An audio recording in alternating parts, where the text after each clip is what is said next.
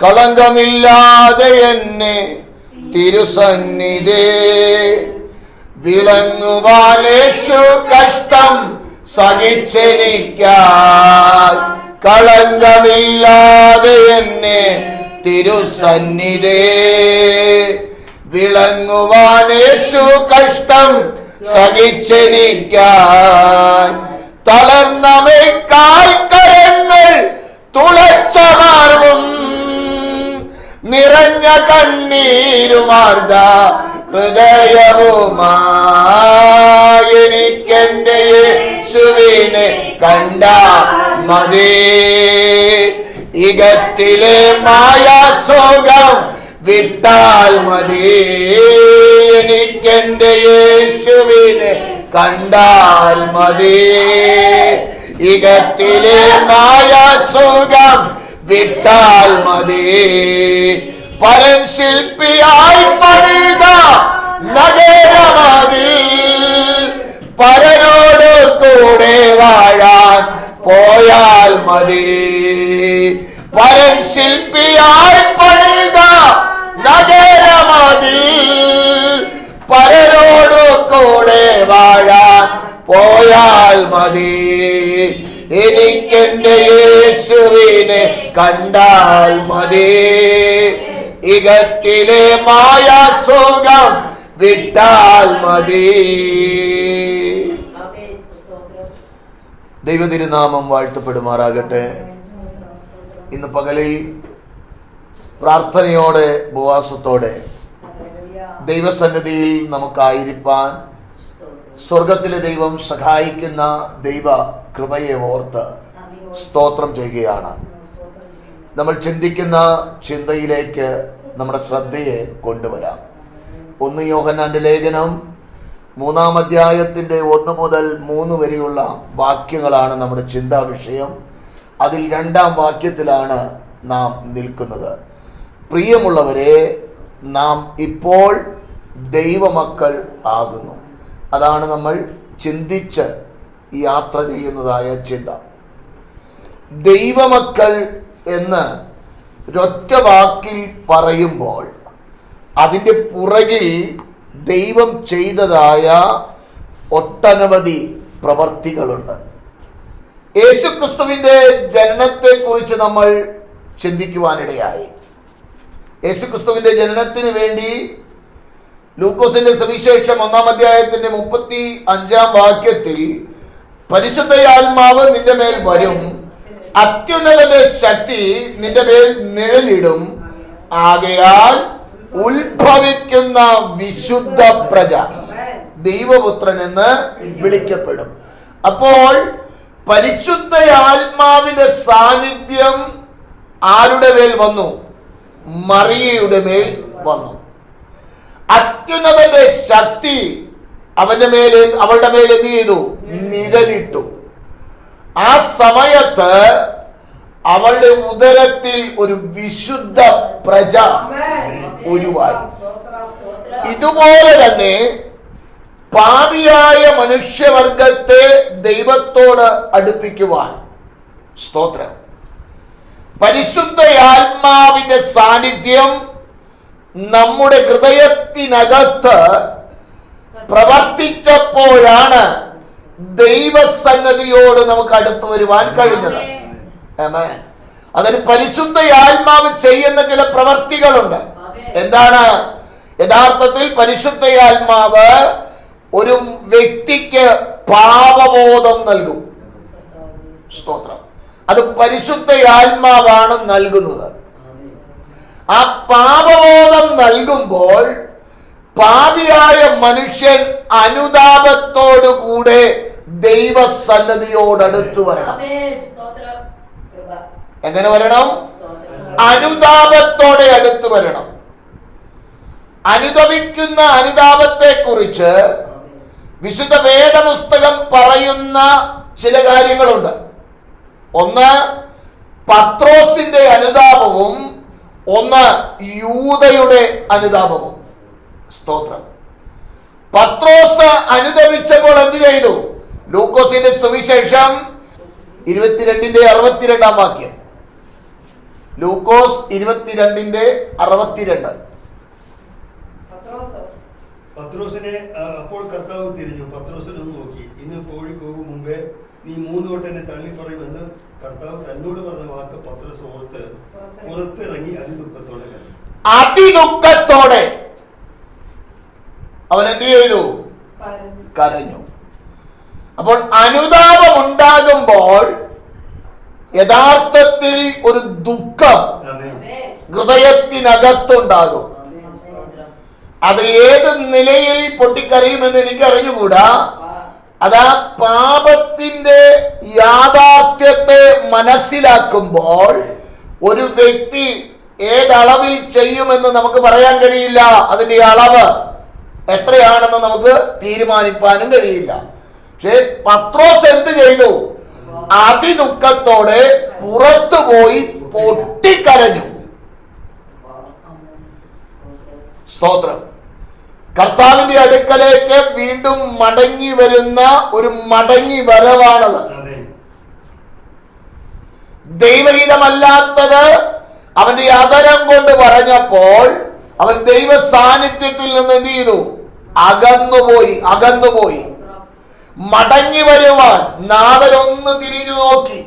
അപ്പോൾ അവന് നാഥൻ പറഞ്ഞ വാക്കുകൾ ഓർമ്മ വന്നു കഴിഞ്ഞപ്പോ അവിടെ ഇരുന്ന് സൂത്രം കാണിക്കുകയല്ല ചെയ്തത്, അവൻ പുറത്തിറങ്ങിപ്പോയി. ഞാൻ മനസ്സിലാക്കുന്നത് അവൻ വാവിട്ട് കരഞ്ഞു കാണും. വാവിട്ട് ഹല്ലേലൂയ, നാദാ തെറ്റുപറ്റിപ്പോയി ഹല്ലേലൂയ എന്ന് പറഞ്ഞുകൊണ്ട് ഹല്ലേലൂയ അതിദുഃഖത്തോടെ.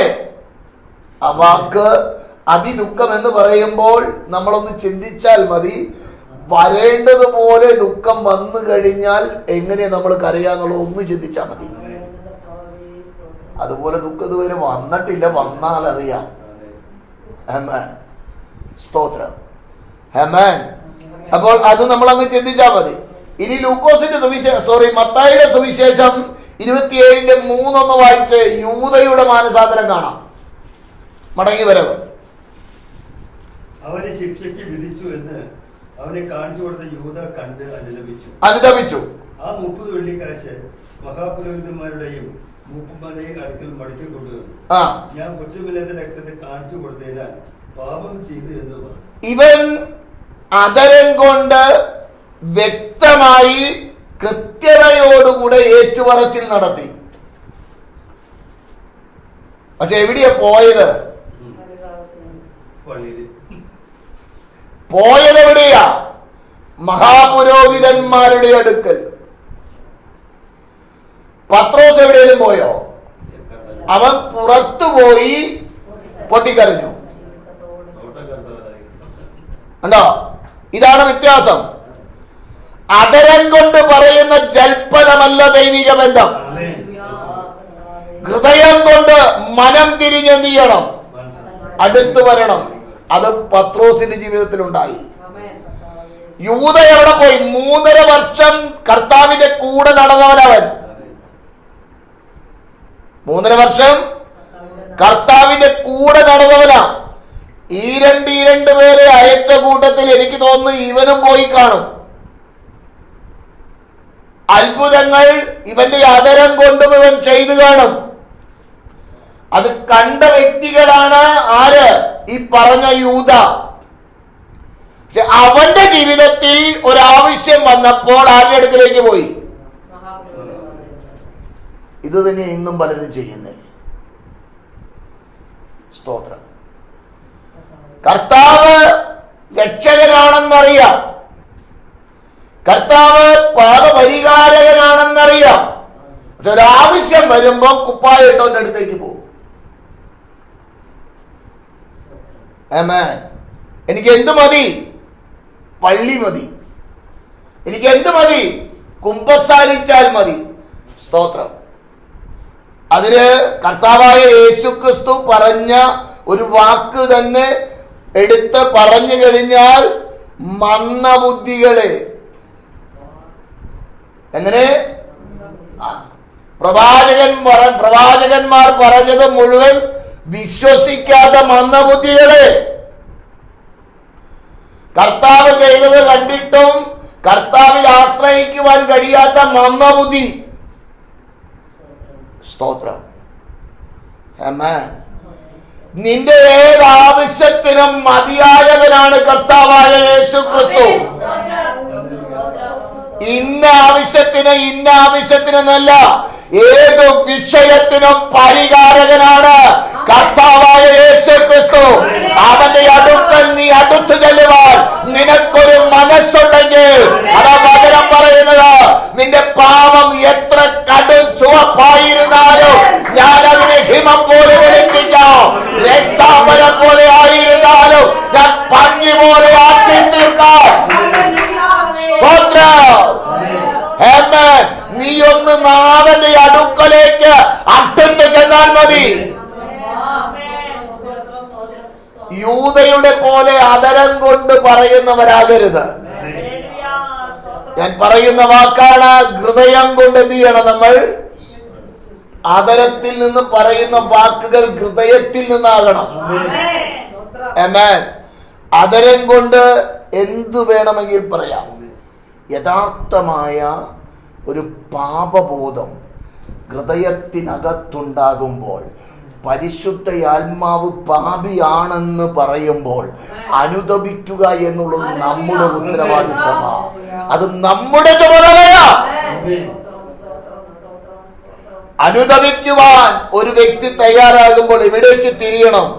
ദൈവത്തിങ്കലേക്ക് തിരിയണം. യൂദ പോയതുപോലെ എവിടെ പോകരുത്? പുരോഹിതന്റെ അടുക്കലേക്ക് പോകരുത്, അല്ലെങ്കിൽ മറ്റേതെങ്കിലും സ്ഥാനത്തേക്ക് പോകരുത്. അനുദപിക്കുന്നവൻ ഉയരങ്ങളിലേക്ക് കണ്ണുകൾ ഉയർത്തണം. ആമേൻ. ഹല്ലേലൂയ. അത് രണ്ടു കൂട്ടർ പ്രാർത്ഥിക്കുവാൻ പോയതായ പ്രാർത്ഥന വേദപുസ്തകത്തിൽ രേഖപ്പെടുത്തിയിട്ടുണ്ട്. ഒരുത്തൻ പരീശൻ, മറ്റൊരുത്തൻ ചുങ്കക്കാരൻ. ചുങ്കക്കാരൻ പ്രാർത്ഥിക്കുമ്പോൾ സ്വർഗത്തിലേക്ക് പോലും നോക്കുവാൻ തുനിയാതെ അവൻ പാപിയായ എന്നോട് കരുണ തോന്നണം എന്ന് ഹല്ലേലൂയ ഒരു പ്രാർത്ഥന അവൻ പ്രാർത്ഥിച്ചു. അവൻ നീതീകരിക്കപ്പെട്ടവനായി ഭവനത്തിലേക്ക് പോയി. പരീശൻ നിന്ന് തന്നോട് തന്നെ അവന്റെ ലീസ്റ്റ് അങ്ങ് നിരത്തി. എന്നിട്ട് അടുത്ത് നിൽക്കുന്നവനൊരു കുത്തു കൊടുത്തു. ഈ ചുങ്കക്കാരനെ പോലെ അല്ലായകയാൽ ഞാൻ നിന്നെ വാഴ്ത്തുന്നു. ഓ സ്തോത്രം. അതും ഒരു മാനസാന്തരത്തിന്റെ പ്രാർത്ഥനയാണ്. ഇന്ന് പകലിൽ മാനസാന്തരപ്പെടേണ്ടതുപോലെ മാനസാന്തരപ്പെട്ട് ദൈവമുഖത്തേക്ക് നോക്കുന്ന ദൈവവൈദ്യരെ, നിന്റെ വിഷയങ്ങളെ കൈയേറ്റുകൊണ്ട് നിന്നോട് കൂടെ ഇരിക്കുന്ന ഒരു ഉടമസ്ഥനുണ്ട്. നിന്റെ വിഷയമല്ല വലുത്, നീ ദൈവമായി ബന്ധമുണ്ടോ? നിന്റെ വിഷയത്തെ കൈയേൽക്കുന്ന, നിന്റെ വിഷയത്തിന് വേണ്ടി പ്രവർത്തിക്കുന്ന, നിന്റെ ആവശ്യങ്ങളെ അറിഞ്ഞ് സഹായിക്കുന്ന ഒരു ഉടമസ്ഥന്റെ കരം നിനക്ക് വേണ്ടി നീട്ടപ്പെടുവാൻ അവൻ മതിയായവനാ. സ്തോത്രം. ദൈവത്തിങ്കിലേക്ക് ഒരുവൻ നോക്കി. കർത്താവായ യേശു ക്രിസ്തുവിന്റെ ക്രൂശ് മരണം എന്റെ പാപത്തിന്റെ പരിഹാരത്തിനാണെന്ന് ഹൃദയം കൊണ്ട് എന്ത് ചെയ്യണം? സ്തോത്രം. അത് തട്ടിപ്പായിട്ടല്ല, പൂർണ്ണമായി എന്ത് ചെയ്യണം? യൂദയെ പോലെ ആകരുത്, പത്രോസിനെ പോലെ ആകണം. പൂർണ്ണമായി വിശ്വസിച്ച് ആദരം കൊണ്ട് ഏറ്റുപറഞ്ഞാൽ ഹല്ലേലൂയ. ഇത്രയും കാര്യം നമ്മൾ ചെയ്തു കഴിയുമ്പോൾ, ഒരു ദൈവവൈദ്യരാകുവാനുള്ള ഒരു മനുഷ്യൻ ചെയ്തു കഴിയുമ്പോൾ, അന്ന് വരെയുള്ള ആ സകല പാപക്കറകളും കഴുകി ഹല്ലേലൂയ യേശു ക്രിസ്തുവിന്റെ രക്തത്താൽ അവനെ ശുദ്ധീകരിച്ച ഹല്ലേലൂയ പരിശുദ്ധ ആത്മാവ് നിന്റെ സകല പാപക്കറകളും കഴുകി നിന്നെ ശുദ്ധീകരിച്ച ദൈവസന്നിധിയോട് അടുത്തു ചെല്ലുവാൻ യോഗ്യതയുള്ള ഒരു വ്യക്തിത്വമാക്കി നിന്നെ തീർക്കുകയാണ്. ആമേൻ. ഒരു വിശുദ്ധ പ്രജയാക്കി തീർക്കുക. പിന്നെ നമ്മൾ അശുദ്ധരല്ല. അതുകൊണ്ടാണ് വേദപുസ്തകത്തിൽ, ലേഖനങ്ങളിൽ പരിശുദ്ധ ആത്മാവ് രേഖപ്പെടുത്തിയിട്ട് വിശുദ്ധ സഹോദരന്മാരെ, സ്തോത്രം, സ്വർഗീയ വിളിക്ക് ഓഹരിക്കാരായുള്ളവരെ, സ്തോത്രം. നമ്മുടെ അവസ്ഥ മാറി. പിന്നെ ആരല്ല, നമ്മൾ ഈ ലോകത്തിൽ ജീവിക്കുമ്പോൾ തന്നെ വേറെ ഒരു പൗരത്വത്തിന് ഉടമകളാണ്. ആ ബോധ്യത്തോടു കൂടെ വേണം ജീവിക്കാൻ. സ്തോത്രം. ആ ബോധ്യത്തോടെ വേണം ജീവിക്കാൻ. അവിടെയാണ് സ്തോത്രം. മറ്റുള്ളവർ തുള്ളുന്നത് പോലെ തുള്ളാൻ പറ്റില്ല. മറ്റുള്ളവർ പലയിടത്തും പോകുന്നിടത്ത് പോകാൻ പറ്റില്ല. മറ്റുള്ളവർ പലരും ഇരിക്കുന്നിടത്ത് ഇരിക്കാൻ പറ്റില്ല. സ്തോത്രം. അവിടെയാണ് വേർപാടിന്റെ ഉച്ചകോടിയിൽ നിൽക്കുന്ന ദാനിയേൽ. അടിമയായിരുന്നവൻ സ്വാതന്ത്ര്യമുള്ളവനല്ല. രാജകൽപ്പനയെ അവൻ തിരസ്കരിച്ചു. രാജാവാണ് രാജകീയ ഭോജനം അവർക്ക് ഏർപ്പാടാക്കണമെന്ന് ഓർഡർ കൊടുത്തവൻ. ആ രാജാവിന്റെ കൽപ്പന എന്ത് ചെയ്തു? വേണ്ടെന്നങ്ങ് വെച്ചു. സ്തോത്രം.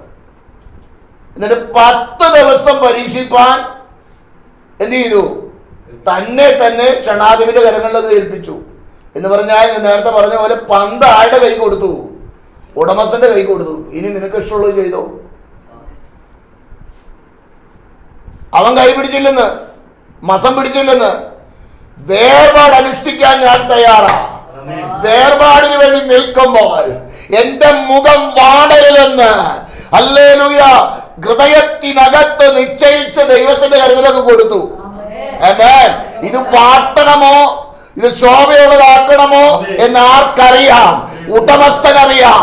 ഹല്ലേലൂയ. നീ ചിന്തിക്കുന്നതിലും നനയ്ക്കുന്നതിലും അത്യന്തപരമായി നിന്നിൽ പ്രവർത്തിപ്പാൻ കഴിവുള്ള ഒരു ദൈവകരത്തിലേക്ക് അവൻ ഏൽപ്പിച്ചു കൊടുത്തപ്പോൾ അവന്റെ അവസ്ഥകൾക്ക് മാറ്റം വരുത്തിയ ദൈവവൈതലേ, ഹല്ലേലൂയ, നീ ഒന്ന് ദൈവകരത്തിലേക്ക് പൂർണ്ണമായൊന്ന് ഏൽപ്പിച്ചു കൊടുക്ക.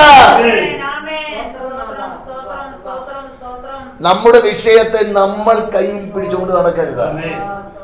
ദൈവകരത്തിൽ കൊടുക്കണം. അതാ വചനം പറയുന്നത്, ഇതിന്റെ ഭാരം എന്റെ മേൽ വെക്ക്, ഞാൻ നിങ്ങൾക്കായി കരുതുന്നവനാണ്. സകല ചിന്താകുലവും എന്റെ കരത്തിൽ താ, എന്റെ പാദപിടത്തിൽ വെക്ക്. സ്തോത്രം. ഒന്നിനെ കുറിച്ച് നീ വിചാരപ്പെടണ്ട. നിനക്കൊരു ഉടമസ്ഥനുണ്ട്, നിനക്കൊരു പിതാവുണ്ട്, നിനക്ക് നല്ലൊരു അപ്പനുണ്ട്. അപ്പനെ അനുസരിച്ച് ജീവിച്ചാ മതി.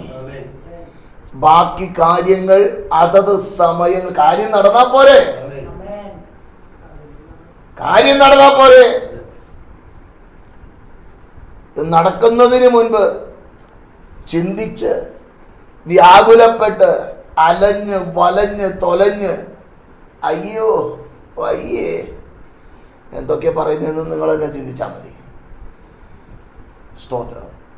നമ്മൾ സ്വസ്ഥതയോടുകൂടെ ഈ ഭൂമിയിൽ ജീവിക്കണമെന്നാണ് ദൈവം ആഗ്രഹിക്കുന്നത്. ദൈവം അത് ആഗ്രഹിക്കുന്നു. സ്തോത്രം. പക്ഷെ സ്വസ്ഥതയോടുകൂടെ ജീവിക്കണമെങ്കിൽ ഈ ചിന്താമണ്ഡലത്തിൽ വരുന്ന ചിന്തകൾ ആരുടെ ഹല്ലേലൂയ കരങ്ങളിൽ ഏൽപ്പിച്ചു കൊടുക്കണം? ദൈവകരത്തിൽ ഏൽപ്പിച്ചു കൊടുക്കണം. നമ്മളത് പലപ്പോഴും നമ്മൾ തന്നെ ഇങ്ങനെ അപ്പോസ്തലന്മാര് തണ്ട് വലിച്ച് വലഞ്ഞു കുഴഞ്ഞു. അപ്പോഴാണ് ഒരുവൻ നടന്നു വരുന്നു, ഭൂതമാണെന്ന് ചിന്തിച്ചു. തണ്ടുവലിച്ച് വലഞ്ഞു. സ്തോത്രം. 4-ാമത്തിൽ ശാന്തമായി ഉടമസ്ഥൻ നടന്നു വരികയാണ്. നിന്റെ വേദന കണ്ട് മാറി നിൽക്കുന്നവനല്ല. പലപ്പോഴും നമ്മുടെ പ്രശ്നം എന്ന് പറയുന്നത് ഈ പ്രതികൂലത്തിന്റെ മധ്യത്തിൽ ദൈവ സാന്നിധ്യം തിരിച്ചറിയാൻ കഴിയാത്ത നിലവാരത്തിൽ നമ്മളാകുക. സ്തോത്രം. അതാ നമ്മുടെ പ്രശ്നം. ചിന്താമണ്ഡലത്തിൽ ഒരു സാഹചര്യത്തിന്റെ മുൻപിൽ വരുന്ന ചിന്തകളെ ദൈവകൃപയിൽ ആശ്രയിച്ച് എന്ത് ചെയ്യണം? അതിജീവിക്കണം. അതുകൊണ്ടാണ് വചനം പറയുന്നത്, തൽസമയത്ത് കൃപാസനത്തോട് എന്ത് ചെയ്യണം?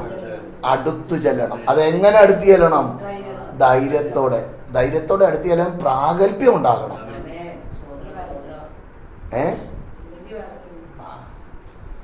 പ്രാഗൽഭ്യം ഉണ്ടാകണം. പ്രാഗൽഭ്യം ഉണ്ടെങ്കിൽ അപ്പാ എന്ന് വിളിച്ച് എന്ത് ചെയ്യാം? അത്രയും മതി. വേറെ കൂടുതലൊന്നും പറയണ്ട. ബാക്കി കാര്യങ്ങൾ ചെയ്യാൻ പ്രാപ്തനാണവൻ. കാരണം അങ്ങനെ ഒരു ആത്മാവിനെയാണ് നമ്മിൽ പകർന്നിരിക്കുന്നത്. പുത്രന്റെ ആത്മാവ്. ഹല്ലേലൂയ. ഗദസമന തോട്ടത്തില് കർത്താവായ യേശുക്രിസ്തു പ്രാർത്ഥിക്കുകയാണ്. അവിടെ കർത്താവിനെ ശക്തിപ്പെടുത്തുവാൻ ഒരു ദൂതൻ ഇറങ്ങി വന്നെന്ന വചനം പറയുന്നത്. ദൂതൻ ഇറക്കാൻ കർത്താവ് പ്രാർത്ഥിച്ചോ? ഇല്ല. എന്തുകൊണ്ട് പ്രാർത്ഥിച്ചില്ല? അവന്റെ ഹൃദയത്തിന്റെ വേദന, അവൻ വഹിക്കുവാൻ പോകുന്ന അനുഭവങ്ങൾ എന്താണെന്ന് ആർക്കറിയാം? ഹല്ലേലൂയ. ദൈവത്തിനറിയാം. പിതാവാം ദൈവത്തിനറിയാം.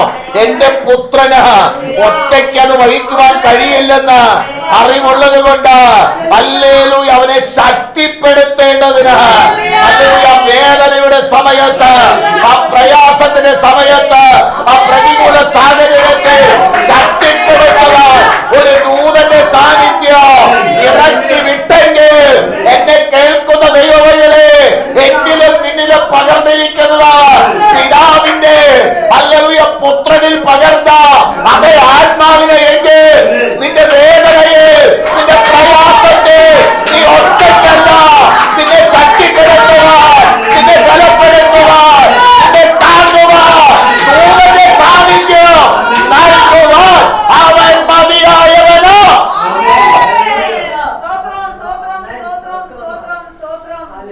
എബ്രായ ലേഖനം 2-ാം അധ്യായത്തിന്റെ ചില വാക്യങ്ങൾ നമ്മൾ വായിച്ചല്ലോ. അതിന്റെ താഴെയുള്ള വാക്യങ്ങൾ ഒന്ന് വായിച്ചേ. ദൂതന്മാരെ സംരക്ഷണ ചെയ്യുവാനല്ല. ദൂതന്മാരെ സംരക്ഷണ ചെയ്യുവാനല്ല. വായിക്കേ. അബ്രഹാമിന്റെ സന്തതിയെ സംരക്ഷണ ചെയ്യുവാനത്രേ. അബ്രഹാമിന്റെ സന്തതിയെ സംരക്ഷണ ചെയ്യുവാനത്രേ. അബ്രഹാമിലുള്ള വിശ്വാസമാണ് നമ്മിൽ പകർന്നിരിക്കുന്നത്. ഹല്ലേലൂയ. പുത്രനെ അംഗീകരിച്ചപ്പോൾ, പുത്രനിൽ വിശ്വസിച്ചപ്പോൾ അബ്രഹാമിന് നൽകിയതായ അതേ വിശ്വാസം, ശിക്ഷകണത്തിന് നൽകിയതായ അതേ വിശ്വാസം നമ്മുടെ മേലും ദൈവം പകർന്നിരിക്കുകയാണ്. ആ വിശ്വാസമുള്ളവരെ ആര് സംരക്ഷണ ചെയ്യും? ഹല്ലേലൂയ. ദൈവം എന്ത് ചെയ്യും? സംരക്ഷണ ചെയ്യും. വ്യക്തമായി ഇവിടെ പറയുകയാണ്, ദൂതന്മാരെ സംരക്ഷണ ചെയ്യുവാനല്ല, എന്നെയും നിന്നെയോ സംരക്ഷണ ചെയ്യുവാൻ എനിക്കും നിനക്കും വേണ്ടി സദാ സന്നദ്ധനായി നിൽക്കുന്ന ഒരു ദൈവ സാന്നിധ്യം.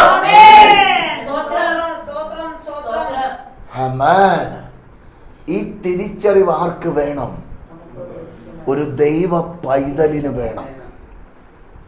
അത് സമയാസമയങ്ങളിൽ ആ ചിന്ത ഹൃദയത്തിനകത്ത് നിന്ന് എന്ത് ചെയ്യണം? ഉയർന്നു വരണം. അതുകൊണ്ടാണ് 2-ന്റെ പ്രാരംഭവാക്യത്തിൽ അതുകൊണ്ട് വല്ലപ്പോഴും ഒഴുകിപ്പോകാതിരിപ്പാൻ.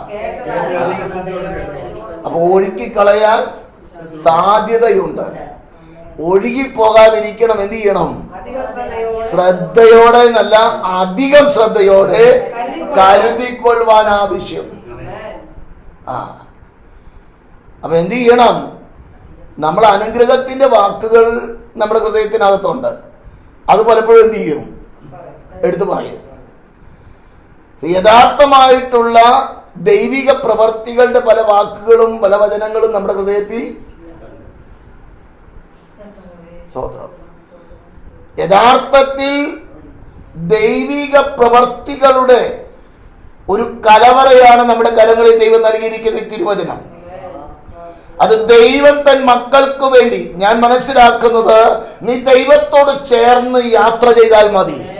ബാക്കി കാര്യങ്ങൾ ആര് ക്രമീകരിക്കും? ദൈവം ക്രമീകരിക്കും. നിന്റെ വേദന ആരറിയുന്നു? ദൈവം അറിയുന്നു. നിന്റെ ആവശ്യം ആരറിയുന്നു? ദൈവം അറിയുന്നു. ആ ദൈവത്തോട് ചേർന്ന് നിൽക്കാൻ ദൈവ കൃപ ആവശ്യമാ, വിശ്വാസം ആവശ്യമാ.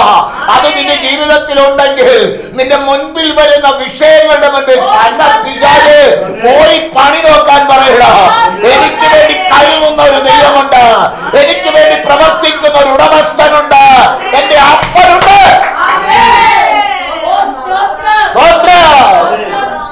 ഹല്ലേലൂയ.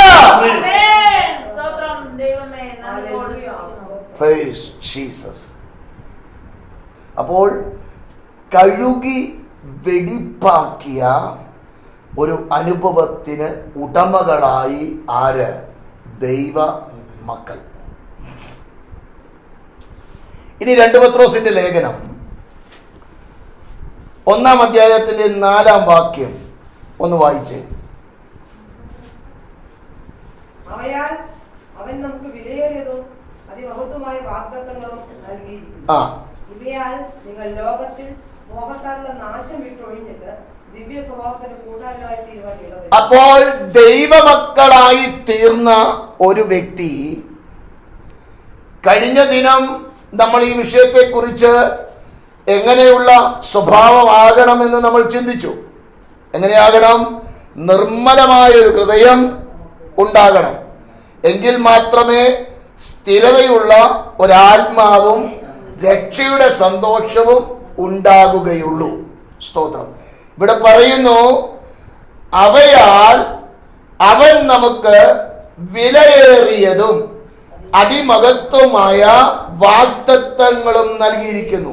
ഇവയാൽ നിങ്ങൾ ലോകത്തിൽ, എവിടെയാ? ഇവിടെ. സ്തോത്രം. മോഹത്താലുള്ള നാശം വിട്ടൊഴിഞ്ഞ്, എങ്ങനെ?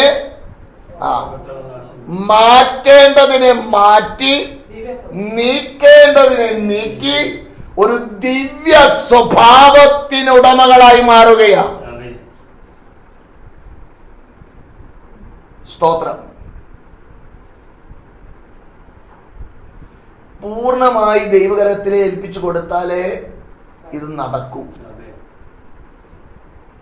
എങ്കിൽ മാത്രമേ, നേരത്തെ നമ്മൾ പാടിയതുപോലെ, ലോകം എനിക്ക് വേണ്ട,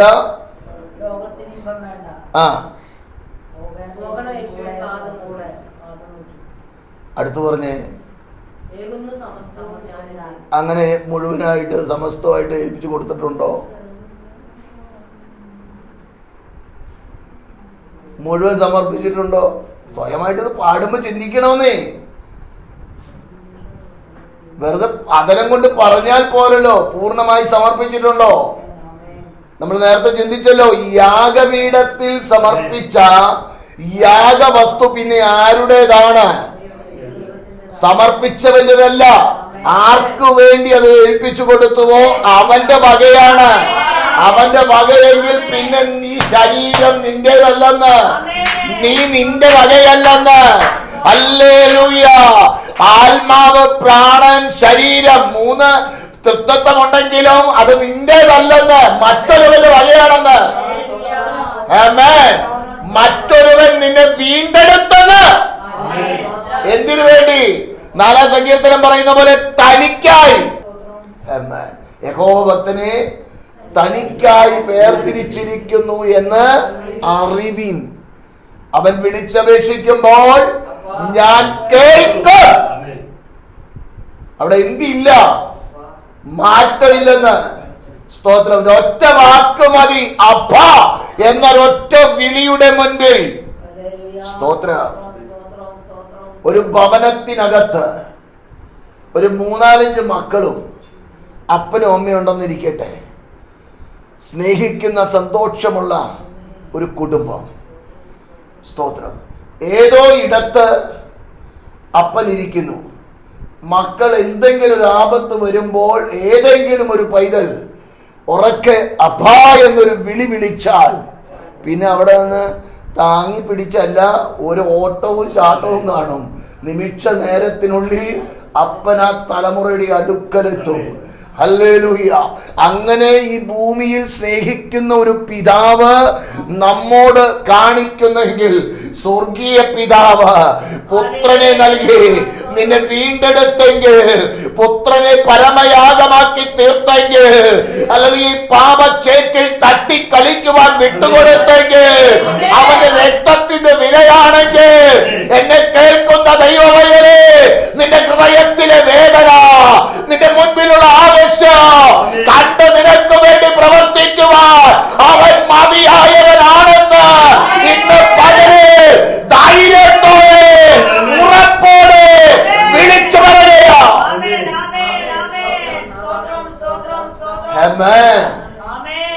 ഹല്ലേലൂയ.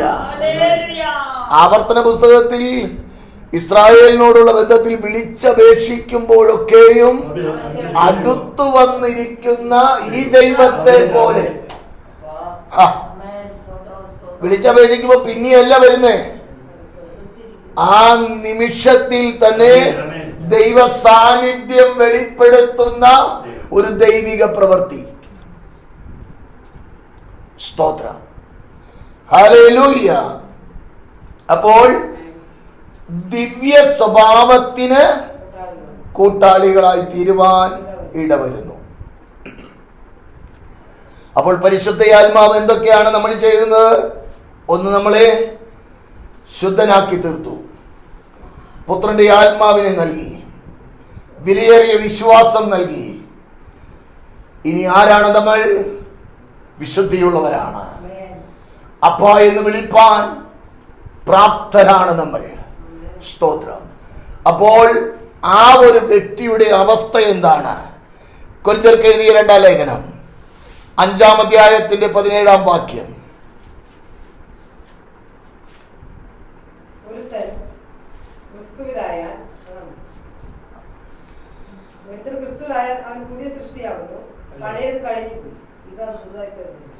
ഒരുത്തൻ ക്രിസ്തുവിലായാൽ അവൻ പുതിയ സൃഷ്ടിയായി എന്ന് പറഞ്ഞാൽ പഴയ സ്വഭാവത്തിന് സമൂലമായ ഒരു മാറ്റം എന്ന് പറഞ്ഞാൽ, നമ്മുടെ ഹൃദയത്തിനകത്ത് മരിച്ചു കിടന്ന ഒരു ആത്മാവുണ്ടായിരുന്നു. ആ ആത്മാവിനെ എന്ത് ചെയ്തു? ജീവിപ്പിച്ചു. ജീവിപ്പിക്കുക മാത്രമല്ല, ആത്മാവിൽ ദൈവ സാന്നിധ്യം നൽകി. ദൈവ സാന്നിധ്യം നൽകിയപ്പോൾ നമ്മുടെ ജീവിതത്തിൽ ഉണ്ടായിരുന്ന പാപക്കറകളെ പുത്രന്റെ ചോരയാൽ കഴുകി വെടിപ്പാക്കിയതിന് ശേഷമാണ് ആത്മാവിന്റെ സാന്നിധ്യം അതിനകത്തുള്ളത്. ആ പാപക്കറ കഴുകി വെടിപ്പാക്കിയെങ്കിൽ പിന്നെ പാപക്കറ പറ്റാതെ നോക്കുക എന്നുള്ളത് ഒരു ദൈവപൈതലിന്റെ ഉത്തരവാദിത്തമാണ്. ഒരു പക്ഷേ ജീവിതത്തിൽ എന്ത് സംഭവിക്കാം? തെറ്റുകൾ സംഭവിക്കാം.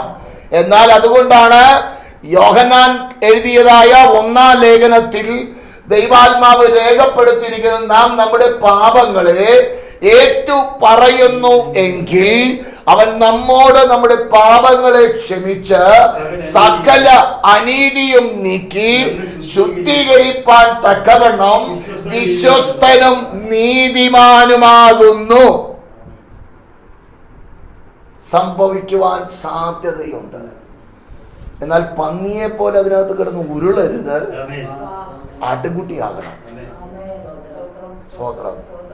പന്നി ഊളയിടും, ആട്ടിൻകുട്ടി എന്ന് പറഞ്ഞ് കരഞ്ഞുകൊണ്ട് നടക്കും.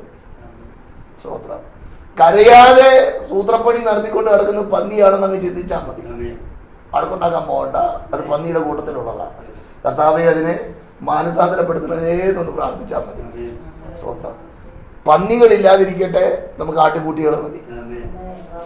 സ്തോത്രം. പന്നി നമുക്ക് വേണ്ട.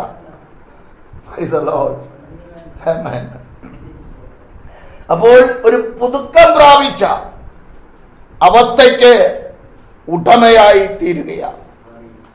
ഗലാത്യർ 6:15 ഇങ്ങനെ പറയുന്നു, പരിച്ഛേദനയല്ല, അഗ്രചർമ്മവുമല്ല, പുതിയ സൃഷ്ടിയത്രേ കാര്യം. എന്താണ്? പരിച്ഛേദനയല്ല, അഗ്രചർമ്മവുമല്ല, പുതിയ സൃഷ്ടിയത്രേ കാര്യം. അപ്പോൾ ദൈവാത്മാവിന്റെ സാന്നിധ്യം നമ്മുടെ ഹൃദയത്തിനകത്ത് വന്നാൽ പുതുക്കപ്പെട്ടവനാകും. അത് ദൈവം ചെയ്യുന്ന പ്രവൃത്തിയാ. ആ പ്രവൃത്തിക്ക് അനുസൃതമായി നമ്മൾ എന്ത് ചെയ്താൽ മതി? ചേർന്നങ്ങ് നടന്നാൽ മതി. പലപ്പോഴും നടക്കാൻ കഴിയാത്തതാണ് നമ്മുടെ പ്രശ്നം. അത് സാഹചര്യം നോക്കിയിട്ടാണ് അത് ഉണ്ടാകുന്നത്. ഇടയ്ക്ക് ഒന്ന് എന്ത് ചെയ്യും? പതുക്കെ ഒന്ന് ചുറ്റുപാടൊന്ന് നോക്കും. ഇനി ഏതെങ്കിലും ഗുണം പിടിക്കാത്ത വിശ്വാസം ഉണ്ടെങ്കിൽ അവർക്ക് കുഴപ്പമില്ലല്ലോ. അപ്പൊ പിന്നെ അതിപ്പോ അങ്ങനെയൊന്നും കുഴപ്പമൊന്നും ഇല്ലേടി. അവർ കിടക്കട പറഞ്ഞുകൊണ്ട് കിടക്കുന്ന, അന്യവാട്ടി പറഞ്ഞുകൊണ്ട് നടക്കുന്നുണ്ട്. കയ്യിൽ നോക്കി കഴിഞ്ഞാലോ സ്തോത്രം. പിന്നെ അവരെക്കാളും നന്നായിയാണല്ലോ നമ്മൾ ജീവിക്കുന്നത്. അപ്പൊ കുഴപ്പമില്ലെന്നൊരു തോന്നലും വരും. അതോടുകൂടെ തീർന്നു. സ്തോത്രം. സ്നാനപ്പെട്ട് മുങ്ങിപ്പൊങ്ങുന്ന സമയത്ത് യഥാർത്ഥ മാനസാന്തരപ്പെട്ടാണ് സ്നാനപ്പെട്ടതെങ്കിൽ ഒരു ദൈവിക സമാധാനം ഹൃദയത്തിനകത്തുണ്ടാകും. അതാ നിമിഷം ലഭ്യമാകുന്ന ഒന്നാണ്. അത് ആരുടെയെങ്കിലും നഷ്ടപ്പെട്ടാൽ അതിന്റെ അർത്ഥം ദൈവകൃപയിൽ നിന്ന് ആ വ്യക്തി വീണുപോയി എന്നാണ്. ഞാൻ പറയുന്നത് മനസ്സിലാകുന്നുണ്ടോ? സ്തോത്രം. ആമേൻ. അപ്പോൾ വാസ്തവമായ ഒരു പുതുക്കപ്പെട്ട അനുഭവത്തിന് ഉടമയായി മാറും. ഒരു വാക്യം കൂടെ വായിച്ചിട്ട് ഞാൻ എൻ്റെ വാക്കുകൾ ഇന്ന് ഇവിടെ നിർത്താം. യോഹന്നാന്റെ സുവിശേഷം 14-ാം അധ്യായത്തിന്റെ 17-ാം വാക്യമൊന്ന് ചേർത്ത് വായിച്ചേ. ലോകം അവനെ കാണുകയോ അറിയുകയോ ചെയ്യാകയാൽ അതിനെ അവന് ലഭിക്കാൻ കഴിയുകയില്ല. നിങ്ങളോ അവൻ നിങ്ങളോട് കൂടെ വസിക്കുകയും നിങ്ങളിൽ ഇരിക്കുകയും ചെയ്യുന്നത് കൂട്ട് അവൻ പറയുന്നു. പരിശുദ്ധ ആത്മാവാകുന്ന കാര്യസ്ഥരെ കുറിച്ചാണ് ഇവിടെ കർത്താവായ യേശുക്രിസ്തു പറയുന്നത്. ലോകം അവനെ കാണില്ല, അവനെ അറിയൂയില്ല. ഇവിടെ അവനെന്ന് പറയുമ്പോൾ വ്യക്തമായ ഒരു വ്യക്തിത്വമുണ്ടെന്ന് നമുക്ക് മനസ്സിലാക്കുവാൻ കഴിയും. അപ്പോൾ ലോകത്തിന് എന്ത് ചെയ്യാൻ കഴിയില്ല? ലഭിപ്പാൻ കഴിയില്ല.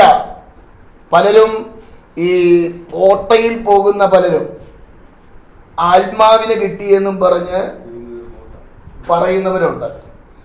ഞാൻ മനസ്സിലാക്കുന്നത് അവരിൽ വ്യാപരിക്കുന്നത് പരിശുദ്ധ ആത്മാവല്ല. പരിശുദ്ധ ആത്മാവ് ഒരുവനിൽ വ്യാപരിച്ചാൽ എന്തുണ്ടാകില്ല? വിഗ്രഹത്തിന്റെ മുൻപിൽ പോയി നിൽക്കില്ല.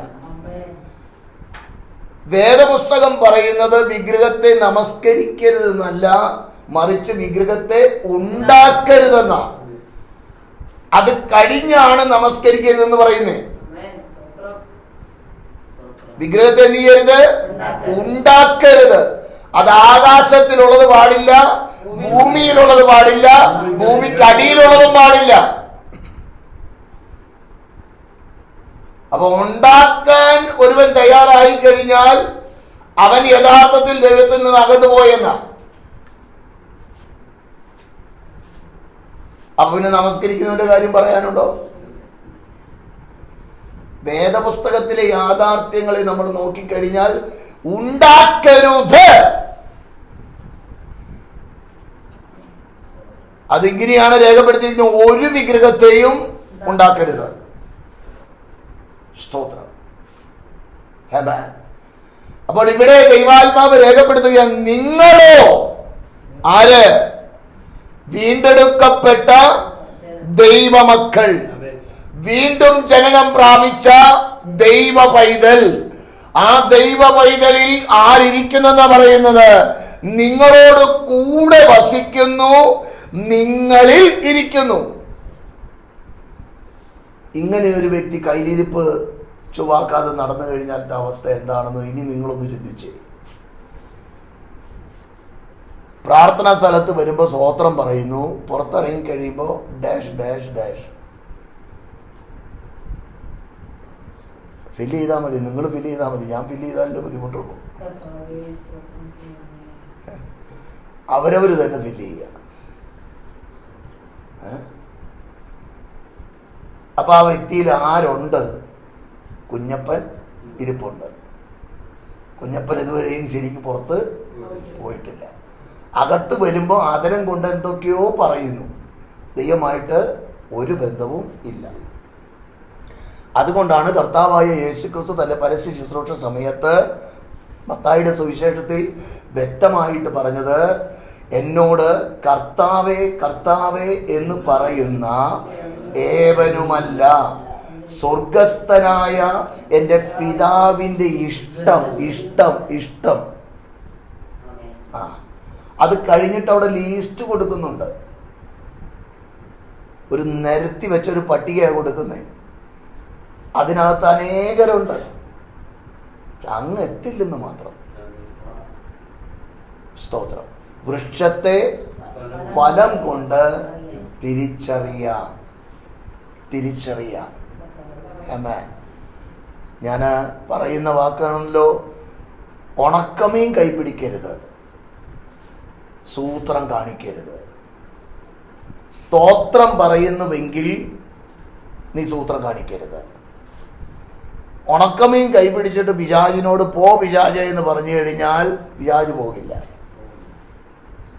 അതിന് ഉദാഹരണം നിങ്ങൾ പൂച്ചയെ കൂട്ടിയാൽ മതി. പൂച്ച ഒരു പിശാചായിട്ട് കണക്ക് കൂട്ടുക, ഉണക്കമീൻ പാപമായിട്ടും കണക്ക് കൂട്ടുക. ഉണക്കമീൻ പാപമായിട്ടും കണക്ക് കൂട്ടുക, പൂച്ചയെ പിശാചായിട്ടും കണക്ക് കൂട്ടുക. അപ്പൊ വിടേണ്ടതിന് എന്ത് ചെയ്യണം? എന്നൊരു നാടൻ ചൊല്ലുണ്ടല്ലോ, കക്ഷത്തിലുള്ളത് പോകരുത്, ഉത്തരത്തിലുള്ളത് എടുക്കുകയും വേണം.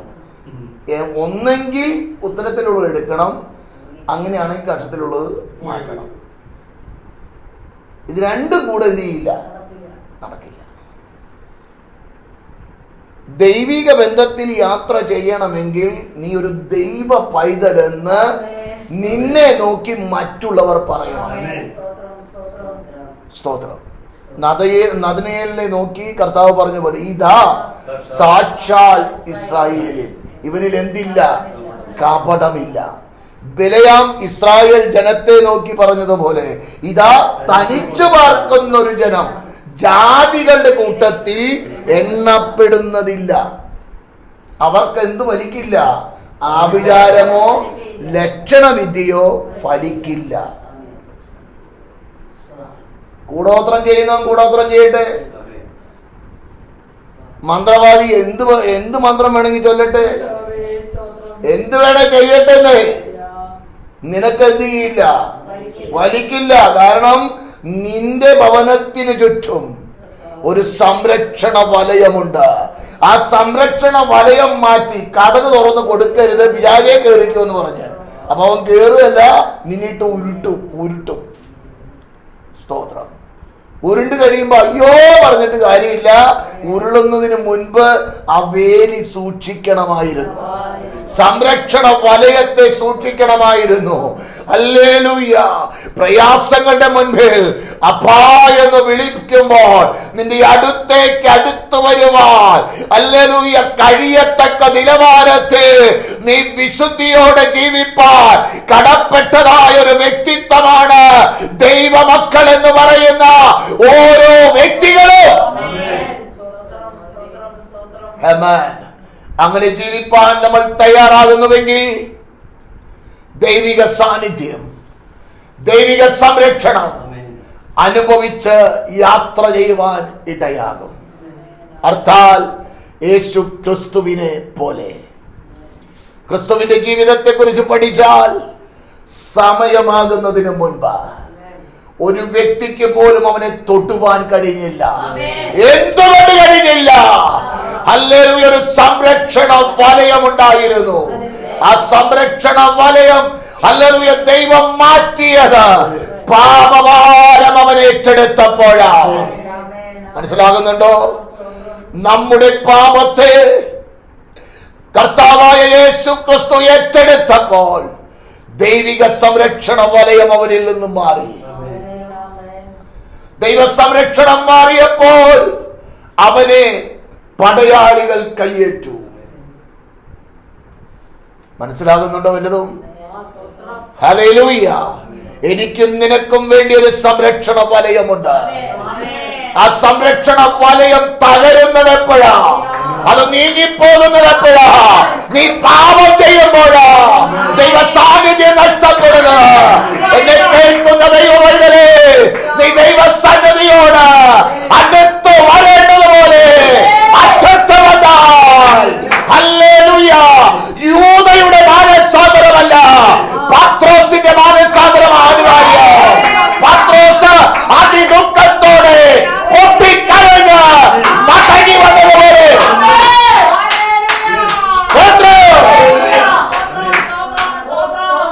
ആദരജൽപ്പനം നടത്തിയതും യൂദ. വായിക്കാൻ നല്ല രസമാണ്. പറയുമ്പോൾ അവനാണ് വ്യക്തമായി മാനസാന്തരപ്പെട്ടതെന്ന് തോന്നും. അല്പം കഴിഞ്ഞപ്പോൾ കെട്ടിഞ്ഞാന്ന് ആ കയറ് പോലും ബലമുള്ളതല്ലായിരുന്നു. താഴെ വീണു, കുടല് മുഴുവൻ പുറത്തു ചാടി. ഒരു അവശ്യ നിലയിൽ അവനെ ഈ ലോകത്തോട് വിട്ടു പോകുവാനിടയായി. അവനെ പോലെ നാം ആരും ആകരുത്. ദൈവമക്കളെങ്കിൽ ആ ദൈവിക സാന്നിധ്യം നമ്മിൽ ഉണ്ടാകണം. മറ്റുള്ളവർ പറയണം, ഇതാ സാക്ഷാൽ ഇസ്രായേൽ, ഹല്ലേലൂയ, ഇവനിൽ കപടമില്ല. ഹല്ലേലൂയ. ബിലയാ പറഞ്ഞതുപോലെ ഇതാ തനിച്ചു മാറ്റുന്ന ഒരു ജനം ജാതികളുടെ കൂട്ടത്തിൽ എണ്ണപ്പെടുന്നില്ല. യഥാർത്ഥ ഒരു ദൈവ പൈതലിന്റെ അടയാളമാണത്. അപ്രകാരം ജീവിക്കുന്ന ദൈവ പൈതലിനൊരു സംരക്ഷണ വലയമുണ്ട്. ആ സംരക്ഷണ വലയത്തിൻ കീഴിൽ നമുക്ക് ആയിരിക്കാൻ ഇന്ന് പകൽ ദൈവകരങ്ങളിലേക്ക് നമ്മെ ഏൽപ്പിച്ചു കൊടുക്കാം. ദൈവാത്മാവ് നിങ്ങളോട് ഇടപെട്ടുകൊണ്ടിരിക്കുന്നത് നമ്മുടെ ജീവിതത്തിൽ അത് അനുഗ്രഹമായി മാറണം. ദൈവിക പ്രവൃത്തിക്ക് കാരണമായി മാറണം. സ്തോത്രം. എന്തുകൊണ്ടാണ്?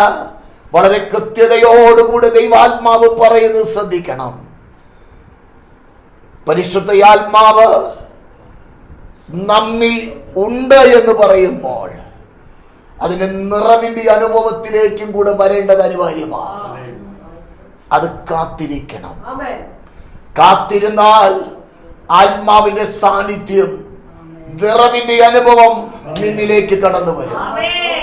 ശക്തി ലഭിക്കുമ്പോൾ പതരാതെ വണ്ണം നിൽക്കുവാൻ പര്യാപ്തമായ നിലയിൽ നിന്നെ ബലപ്പെടുത്തുന്ന ഒരു സാന്നിധ്യം. ഭയപ്പെട്ടതായ പത്രോസ് പരിശുദ്ധയാത്മാവിന്റെ നിറവ് പ്രാപിച്ചപ്പോൾ പുരോഹിതന്മാരുടെ മുൻപിൽ നെഞ്ചും വിരിച്ചു നിൽക്കുകയാ. പുരോഹിതന്മാർ പറയുന്നത്, ഇവരൊരു സാമാന്യ മനുഷ്യനാണല്ലോ, എന്നാൽ യേശുവിന്റെ കൂടെ നടന്നവനാണെന്ന് അവനെ കുറിച്ച് പറയുകയാ. പത്രോസേ, നിനക്ക് ഈ ധൈര്യം എവിടെ നിന്ന് കിട്ടി? അവൻ പറയും, പരിശുദ്ധയാത്മാവ് എന്റെ മേൽ ഇറങ്ങി വന്നപ്പോൾ ഞാൻ ധൈര്യപ്പെട്ടതാണ്. എന്റെ കഴിവല്ല, എന്റെ മിടുക്കല്ല, ദൈവം നൽകിയ ദാനമാണ്.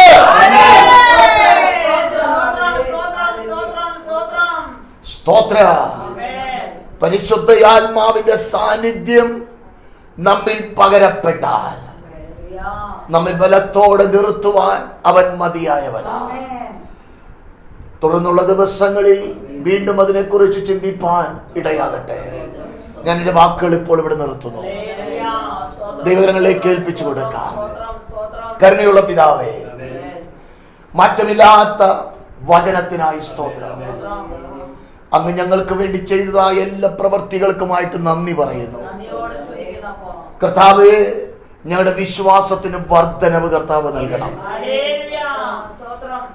അവിടുത്തെ ആത്മാവിന്റെ സാന്നിധ്യം ധാരാളമായി ഞങ്ങൾക്ക് നൽകണം. ഇത് പോരപ്പാ, ഞങ്ങളെ ഒന്നുകൂടെ അവിടെ നിന്ന് നിറയ്ക്കണം. അങ്ങയുടെ പ്രവൃത്തിക്ക് വേണ്ടി ആയിരിക്കുന്ന ഇടങ്ങളിൽ അങ്ങയെ ഉയർത്തുവാൻ ശക്തരാക്കി കർത്താവ് തീർക്കണം. അങ്ങനെ അവിടുന്ന് ചെയ്തെടുക്കുന്നതിനായി സ്തോത്രം ചെയ്യുകയാണ്. കർത്താവിന്റെ പ്രവൃത്തിയുടെ മഹത്വം ഞങ്ങളിൽ വെളിപ്പെടും. മഹത്വം മുഴുവൻ കർത്താവിനാണ്. ക്രിസ്തുയേശുവിൻ നാമത്തിൽ തന്നെ. ആമേൻ, ആമേൻ, ആമേൻ.